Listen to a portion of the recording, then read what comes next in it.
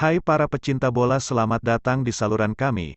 Di sini kami membahas berita bola terbaru atau berita bola terbaru hari ini. Tidak usah berlama-lama, ayo ke inti videonya. Erick Thohir punya cara agar timnas Indonesia berhasil mewujudkan mimpi mereka. Seperti kita ketahui, timnas Indonesia sukses mengalahkan timnas Cina pada pertandingan ke-9 kualifikasi Piala Dunia 2026 putaran ketiga.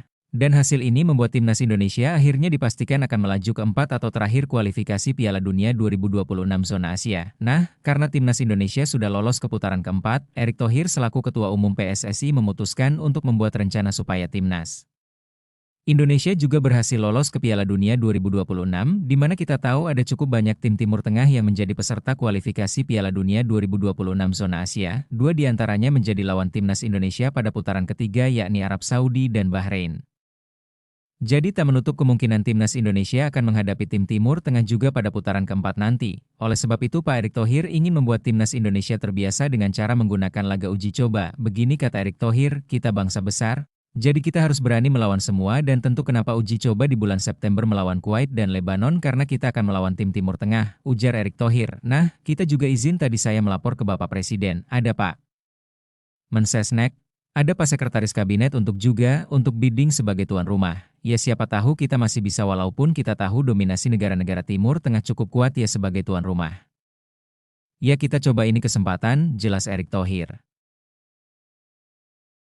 Timnas Indonesia berhasil mengalahkan timnas Cina pada laga ke-9 putaran ketiga kualifikasi Piala Dunia 2026, dan karena kalah dari timnas Indonesia, timnas Cina dipastikan tersingkir atau tidak bisa lolos lagi ke putaran keempat kualifikasi Piala Dunia 2026. Karena saat ini mereka menjadi juru kunci dengan perolehan 6 poin dalam klasemen grup C kualifikasi Piala Dunia 2026 putaran ketiga, sementara di sisi lain skuad Garuda yang dipimpin oleh Patrick Kluivert melebarkan peluang untuk lolos ke putaran keempat kualifikasi Piala Dunia 2026, sementara itu Branko Ivankovic selaku pelatih timnas Cina meski mengalami kekalahan dari timnas Indonesia, dia justru memberi pesan baik untuk timnas Indonesia.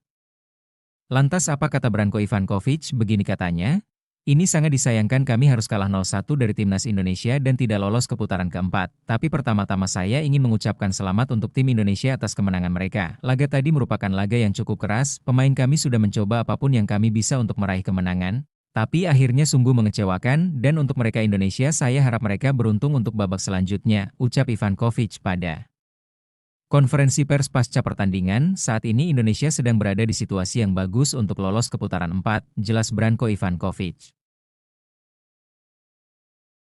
UEFA nampaknya bakal memberi Barcelona sanksi setelah menjalani musim yang produktif di Liga Champions 2024-2025. Apakah Barcelona akan dilarang tampil di Liga Champions musim depan? Ya, seperti kita tahu musim ini Barcelona di bawah asuhan Hansi Flick berhasil melangkah ke semifinal Liga Champions. Setelah musim-musim sebelumnya Barcelona gagal total pada ajang Liga Champions. Jadi, musim depan Barcelona jelas akan menargetkan untuk mencapai final Liga Champions setelah mencapai semifinal musim ini. Namun, sayangnya Barcelona justru mendapat masalah, di mana masalah ini akan membuat perjalanan Barcelona menjadi sulit untuk ajang Liga Champions musim depan. Sebagaimana kita tahu Barcelona saat ini mengalami masalah keuangan klub dan sedang berjuang secara finansial. Bahkan, musim lalu Barcelona hanya berhasil mendaftarkan Dani Olmo dan Pau Victor untuk paruh kedua musim karena masalah yang mereka alami terkait pendaftaran yang berasal dari masalah keuangan mereka, dan kemudian membuat Barcelona melanggar aturan FFP atau Financial Fair Play UEFA untuk yang kedua kalinya. Seperti dilaporkan oleh The Times, di mana diketahui Barcelona telah melanggar aturan FFP UEFA untuk tahun kedua berturut-turut, dan Barcelona diharuskan untuk membayar 500.000 euro atau kisaran 8,5 miliar rupiah untuk pelanggaran pertama mereka pada 2024. Tetapi pelanggaran terbaru ini akan membawa hukuman yang lebih berat. Sejauh ini belum diketahui hukuman apa yang akan diterima Barcelona. Baiklah, itu saja pembahasan kita kali ini.